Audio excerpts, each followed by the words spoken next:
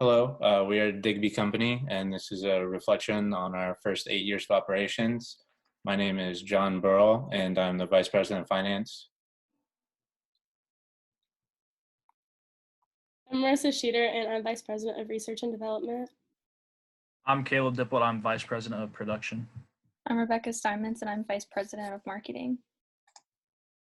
So some of our key highlights for our strengths is in the stock price, cumulative profits, market share, automation, and bond rating. Those were all the highest out of all of the different companies in the industry, but our leverage was the lowest of all. Some weaknesses we went throughout the rounds are we had to take out 2 emergency loans, and we struggled around new product production levels, and we stocked out multiple times, missing opportunities to make the most profit. And we mainly struggled with forecasting. That's what caused both of our emergency loans. And our balance scorecard wasn't the best. We got a 597 out of 1,000.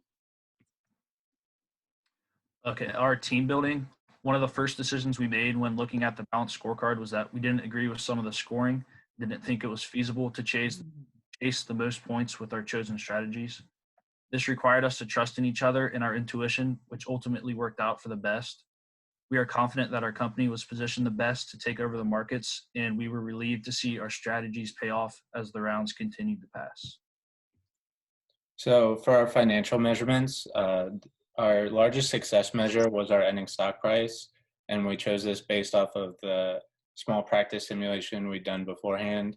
Our stock price performed very well then, and we just knew it would align well with our strategies, which were focused around organic growth, which meant minimal financing, and maximizing our retained earnings, which again meant minimal debt, and both of these positively affect our stock price. And since we were minimizing our debt, we chose to just ignore our leverage score in the balance scorecard, and we minimized our interest payments, which was good, and we saved over $1 million a round compared to everybody else just on interest payments alone. So there were 3 metrics from our balanced scorecard under the internal business process that accurately conveyed the performance of our company. Our contribution margin, we had a gradual increase in our contribution margin from the first round to the last. And a few key things that helped with this were good sales and good automation levels, which kept our labor costs down in the later rounds. Our inventory carrying costs, we were graded a 5 out of 5 for all rounds but 2. And our accurate sales forecasts helped us achieve this by allowing us to meet our forecasted demand without overproducing. And our plant utilization was also graded well, as we were given a 5 out of 5 for every round but 1. This shows that we were using almost all of our production capacity each round. And these metrics show us that we were utilizing our plant to its full potential to ensure adequate profit without overproducing and creating big carrying costs. For our balanced scorecard under some of the customer criteria, we focused on customer awareness and accessibility.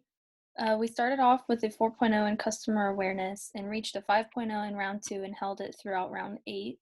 And then for customer accessibility, we started off with a 0, but continually it grew until we reached a 5.0 in round 6, and we held it round 7 and round 8. And what these metrics show us is that our company really cares about what our customers think, because without them, we wouldn't have anybody to sell to and we wouldn't be able to make our money. Another metric we looked at on the balance scorecard was our product count. The first 2 rounds, we received all of the points on product count because we were able to keep enough viable products.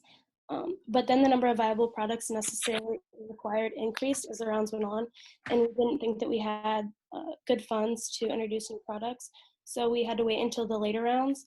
Therefore, we were unable to meet the required number, and we weren't able to receive full points again. And then on the analyst report, we looked at customer satisfaction. There were a lot of components that go into getting full points for customer satisfaction. So we were only able to meet those requirements on round 5, 7, and 8. And then all the other rounds, we didn't get any points. And our major takeaways from this whole project is just to trust your team and the strategies that you put in place.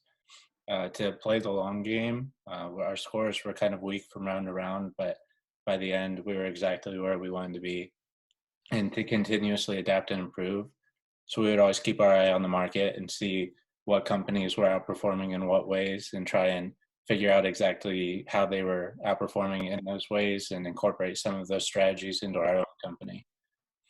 And our first 8 years of operations left us in a really good place, and we're really excited to see what we can do in the marketplace next. So thank you for watching.